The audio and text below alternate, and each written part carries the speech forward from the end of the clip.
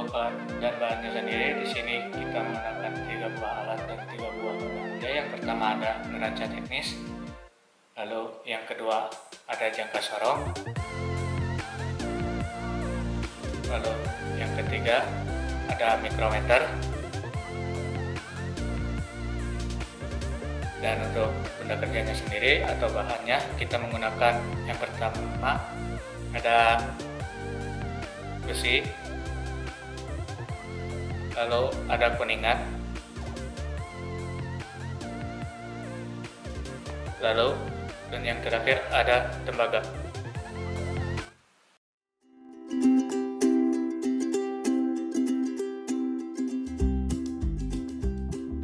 Sebelum kegunaan, kita bahas bagian-bagiannya dulu. Di sini ada rahang bawah, jangka sorong untuk mengukur dimensi luar, rahang atas untuk mengukur dimensi dalam, dan ekor untuk mengukur kedalaman. Dan juga di sini ada skala utama. Lalu yang kecil di sini ada skala nonius. Untuk cara menggunakannya, di sini saya akan menggunakan besi sebagai benda kerja. Di sini yang akan kita ukur yaitu panjang dari benda kerja. Dari benda kerja yang ukurannya terpanjang itu kita sepakati sebagai panjang. Untuk panjang yang kedua, ukuran terpanjang kedua, kita sepakati sebagai lebar. Dan untuk ukuran terpanjang yang ketiga, kita sepakati sebagai tebal atau tinggi.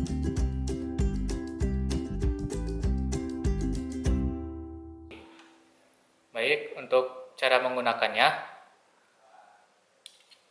yaitu buka rahang bawah jangka sorong, lalu capitkan benda kerja di dalamnya. Nah, di sini teman-teman mengukur setiap sisinya itu sebanyak di 5 titik yang berbeda. Yang pertama di depan benda kerja, yang kedua agak sedikit masuk ke dalam, yang ketiga di tengah, yang keempat semakin mendalam, yang kelima ujung paling belakang.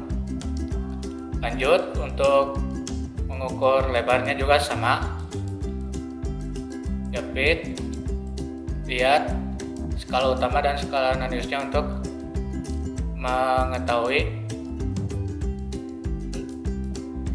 nilai dari lebar tersebut atau dimensi tersebut. Selanjutnya di sini kita mengukur tebal seperti kita mengukur lebar dan panjang di 5 titik yang berbeda. Nah, setelah mengukur, teman-teman lihat di LK-nya ada kolom-kolom yang harus diisi seperti ukuran panjang, lebar, dan tebal dari benda kerja tersebut. Jadi harus disesuaikan nilainya. Selanjutnya ada mikrometer. Nah, untuk mikrometer sama seperti jangka sorong, hanya saja mikrometer hanya digunakan untuk mengukur tebal benda kerja. Kenapa? Karena mikrometer rahangnya hanya dapat mampu mengukur tebal benda kerja tersebut. Misalkan tembaga, kita ukur, capit, sama seperti jangka sorong, teman-teman ukur di 5 titik yang berbeda.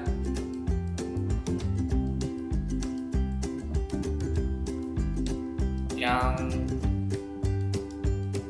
teman-teman lihat LK-nya di kolom mikrometer hanya terdapat kolom untuk mengisi tebalnya saja. Jadi teman-teman lihat hanya ukur tebal di 5 titik yang berbeda.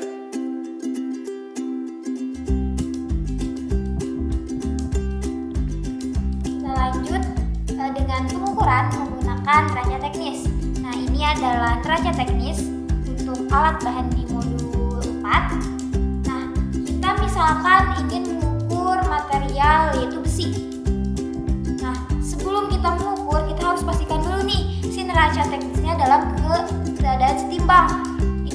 gimana caranya atau gimana kita melihat?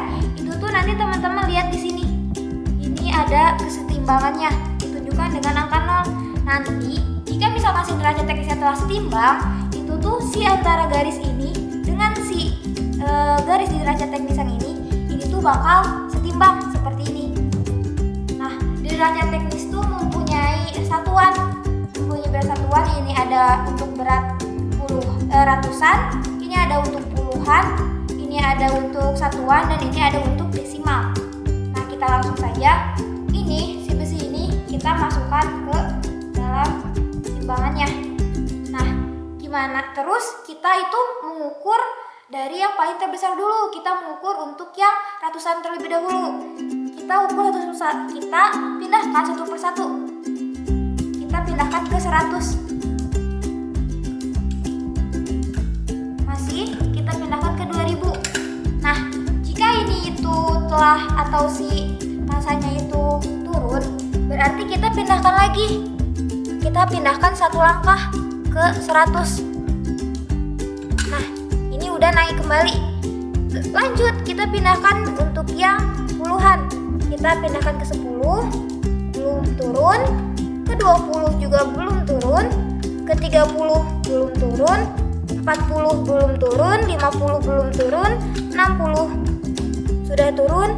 Berarti kita pindahkan mundur ke yang 50. Seperti ini. Kita lanjut ke yang satuan.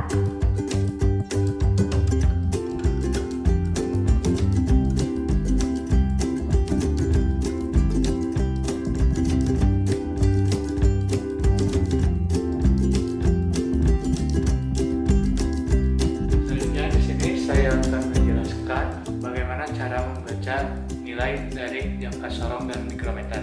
Yang pertama, jangka sorong terlebih dahulu. Teman-teman bisa dilihat skala utamanya atau yang atas, nilai yang atas dari jangka sorong. Lalu yang kedua, teman-teman lihat skala maniusnya atau yang bawah, yang kecil, nilai yang kecilnya. Untuk melihat menentukan skala utamanya, teman-teman lihat yang ada garis 0 skala Nanius. Di sini nilainya yaitu 43 mm untuk skala utamanya. 43 mm. Lalu lanjut ke skala Naniusnya. Teman-teman lihat garis skala Nanius yang sejajar dengan garis skala utama. Di sini yang sejajarnya nilainya 4. Berarti nilai skala Naniusnya 0,4 mm. Untuk menentukan nilai keseluruhannya, teman-teman tinggal jumlahkan skala utama dengan skala Nanius, yaitu 43 ditambah 0,4 menjadi 43,4 mm. Seperti itu, teman-teman. Lanjut ke cara baca mikrometer. Sama seperti jangka sorong, mikrometer juga terdapat skala utama dan skala Naniusnya. Untuk skala utamanya yang berada di garis sumbu X dan skala Naniusnya ada di sumbu Y. Untuk nilainya sendiri, untuk yang atas dalam kelipatan 1, untuk yang bawah dalam kelipatan setengah. Jadi teman-teman lihat skala utamanya di sini nilainya 6, tetapi garis yang bawahnya masih terlihat. Berarti untuk nilai skala utamanya 6,5 mm. Lanjut ke skala Naniusnya, teman-teman sama seperti jangka sorong, melihat garis skala Nanius yang sejajar dengan skala utama. Di sini yang sejajarnya nilainya 20, yang berarti 0,2 mm atau 0,20. Karena 0 di belakang koma, jadi tidak dicantumkan. Untuk nilai keseluruhannya teman-teman tinggal dijumlahkan menjadi 6,7 mm. Seperti itu. Terima kasih, teman-teman.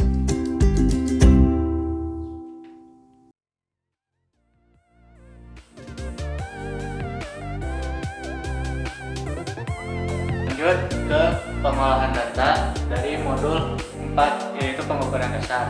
Di sini teman-teman untuk pemanasannya, yang pertama teman-teman menghitung rata-rata, yang kedua kuadrat jumlah, yang ketiga jumlah kuadrat, yang keempat nilai ketidakpastian, yang kelima nilai interval, yang keenam grafik, dan yang terakhir masa jenis. Untuk rumus rata-rata teman-teman tinggal jumlahkan hasil percobaan atau pengukuran pertama sampai yang terakhir, lalu dibagi banyaknya percobaan. Di sini kan teman-teman melakukan percobaan sebanyak 5 kali. Jadi teman-teman hasil pengukuran pertama sampai kelima dijumlahkan lalu dibagi 5. Itu untuk misalkan dari satu sisi, misalkan teman-teman menghitung rata-rata panjang. Jadi panjang pertama, kedua sampai kelima dibagi 5. Lalu yang kedua kuadrat jumlah, rumusnya adalah hasil pengukuran pertama dikuadratkan ditambah hasil pengukuran kedua dikuadratkan ditambah sampai hasil pengukuran yang terakhir dikuadratkan. Itu untuk kuadrat jumlah. Untuk jumlah kuadrat teman-teman jumlahkan terlebih dahulu hasil pengukuran pertama sampai kelima, lalu hasilnya baru teman-teman dikuadratkan. Lanjut ke nilai ketidakpastian. Nilai ketidakpastian di sini rumusnya 1 per banyaknya percobaan atau N dalam akar banyaknya percobaan dikali kuadrat jumlah dikurangi jumlah kuadrat dibagi banyaknya percobaan dikurangi 1. Lanjut ke nilai interval. Nilai interval yaitu teman-teman menghitung 2 kali. Yang pertama rata-rata ditambah nilai interval, yang kedua rata-rata dikurangi nilai interval. Setelah sampai ke nilai interval, teman-teman tinggal masukkan atau buat grafiknya. Untuk grafiknya, untuk sumbu X yaitu banyaknya percobaan pertama sampai kelima.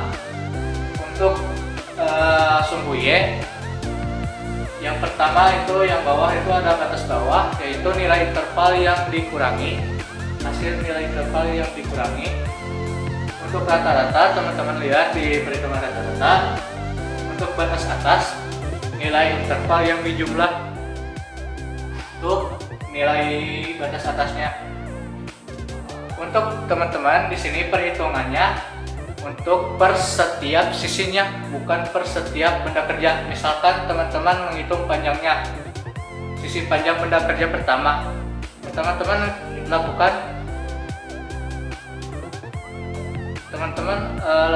perhitungan rata-rata panjang, kuadrat jumlah panjang sampai grafik panjang.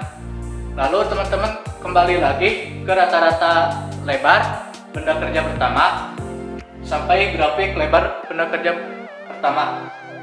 Teman-teman lalu balik lagi ke tebal benda kerja pertama sampai grafik benda kerja pertama. Setelah dari teman-teman melakukan rata-rata sampai grafik dari mulai panjang sampai tebal, lalu teman-teman lanjutkan ke perhitungan masa jenis. Di sini untuk perhitungannya masa jenis rumusnya massa dibagi volume. Untuk massanya sendiri yaitu nilai yang telah teman-teman dapatkan dari hasil pengukuran neraca teknis. Untuk volumenya teman-teman didapatkan dari rata-rata panjang dikali rata-rata lebar dikali rata-rata tebal. Setelah melakukan perhitungan masa jenisnya benda kerja pertama, lalu teman-teman melakukan hal yang sama untuk benda kerja kedua dan ketiga. Di sini teman-teman harus ada grafik sebanyak, untuk satu benda kerja terdapat 3 grafik. Berarti untuk 3 benda kerja berarti teman-teman harus membuat sebanyak 9 buah grafik. Sampai sini sekian dari saya. Mohon maaf apabila ada kekurangan. Terima kasih. Wassalamualaikum warahmatullahi wabarakatuh.